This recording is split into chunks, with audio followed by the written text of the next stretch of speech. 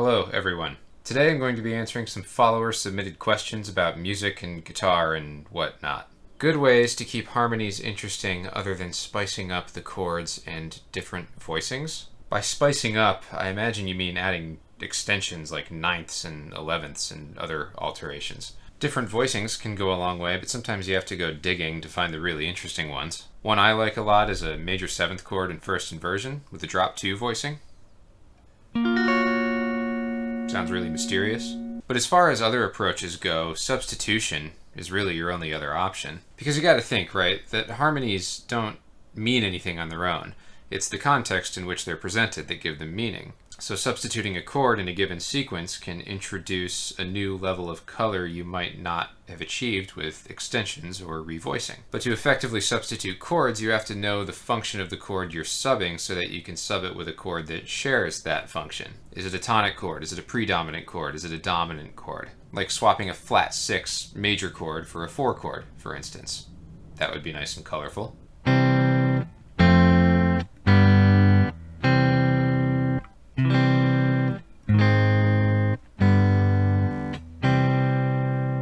Or maybe a minor 4 chord instead of a 5. That's a common trick.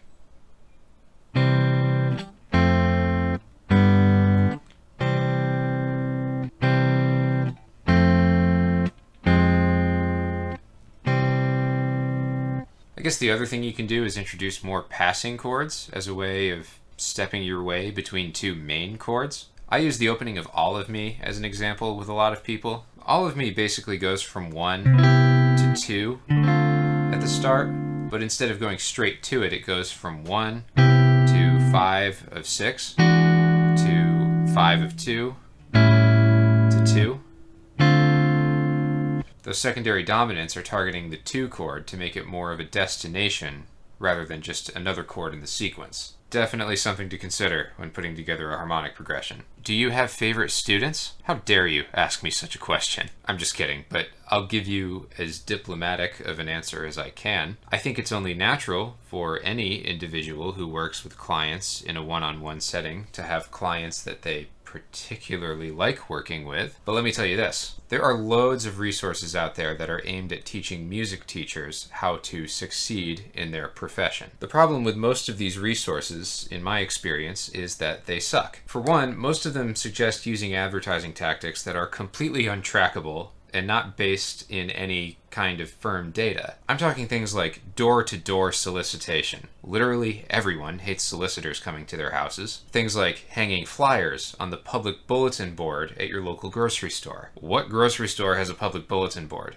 And who even stops to look at it if there is one? And how would you know if anyone is looking at it? We are throwing darts blindfolded here. But the other big issue with these resources is they're kind of focused on making crazy money. Like this one I bought forever ago called How I Made $100,000 My First Year as a Piano Teacher. I didn't find it to be very helpful. It may have worked for that author, but they follow what I call the bodies in the studio model. You want to succeed as a private music teacher? Then you have to schmooze up to upper middle class moms in your area to get them to sign their kids up for lessons with you. You gotta go after those people with disposable income. You need to have a revolving door of kids coming in and out of the studio. Bodies in the seats, guitars in hands. I have never wanted to do that. I would get no joy out of teaching 40 kids a week how to play Twinkle Twinkle Little Star. Instead, through my own careful planning, I have built myself a business infrastructure where any student I take on could be described as my ideal student. I've worked myself into a position where I only work with the kinds of people I want to work with, the people I feel I can help the most,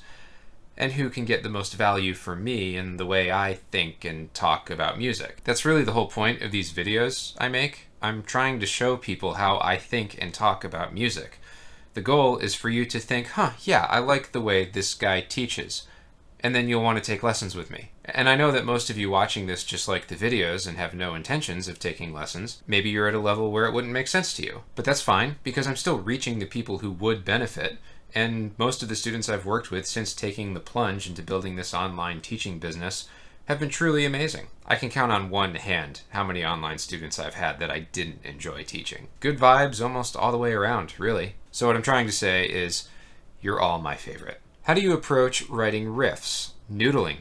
mostly. I don't know, I don't really have a process per se. Sometimes I might be inspired by a certain sound or artist or song or some external thing. Or maybe I have a vague idea of what I'm going for and I just piece together what I need. But whenever I write a riff or melody or whatever, I try to be as cognizant as I can of the musical effect it will give off. It's a slippery slope to resign yourself to only saying, oh, that sounds cool, because then you're not really associating with it or envisioning what it could become. This is one I came up with recently.